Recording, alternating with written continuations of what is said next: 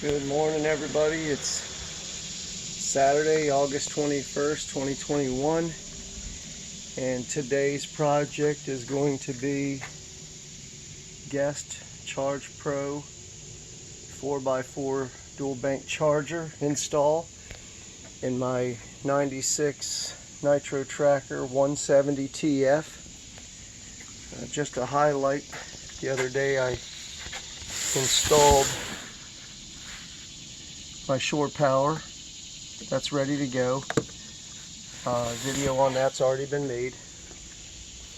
Come around here, you'll find my bilge and engine compartment or battery compartment, fuel tank access. And I already have a size 27 deep cycle battery. Ideally, I was going to put a second one in and then perhaps the charger.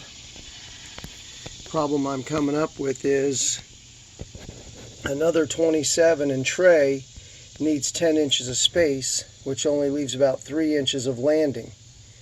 So placing the charger in this area right now would only be in my way. So looking across, I'm seeing my starter battery.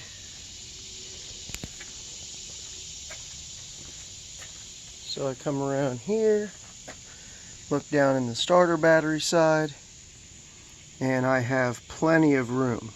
And the cords make it all the way across. Now, once I'm done mounting the charger, I'll stretch them cords, zip tie them. I'll probably zip tie them straight across the motor mount bolts. Make them look nice and tight. They're not going to be just draped down in through the bilge and such. I try to clean stuff up. I don't like a lot of dangling wires and cords, so let's get it started. But yeah, this is where it's going to be. It's going to be next to the starting battery. I don't think I'm ever going to have a fourth battery, and the way that thing's been running, I'm not sure I'll ever have a second trolling battery, but if I do, it's going to go there, so I have to reserve that spot. It only makes sense.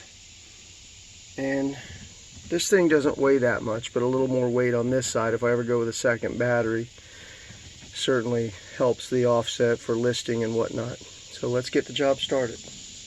Alright, I have it sitting down in there. Let's get it screwed down.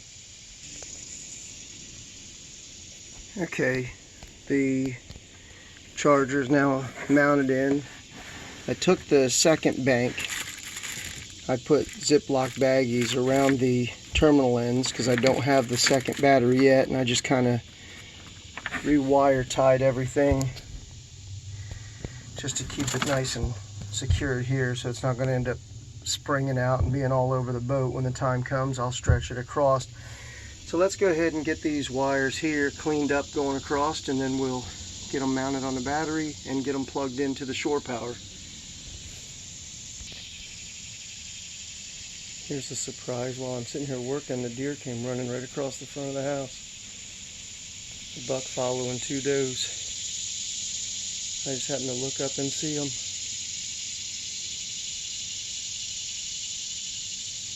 Wow.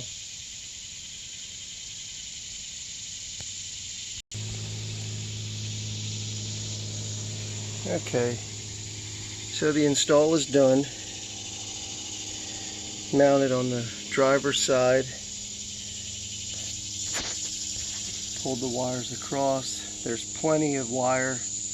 Now, hindsight tells me that this one here that I wadded up, I probably should have went ahead and tracked it across and had it wadded over there. While I'm in the compartment, I might go ahead and grab my nippers and just run it over there at the very least. That way when I get the other battery, it's just a plug-in. I don't have to worry about crawling up here again and laying across the back of the boat. But either way, wasn't that big a deal. Let's get it plugged in and see how it responds. So with a heavy-duty cord, I'm plugged into my shore power. Come around here and see.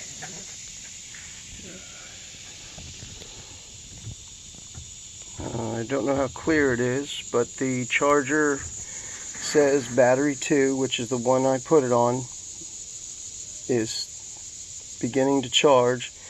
Battery 1 is showing a fault, which I can understand. It's not hooked up.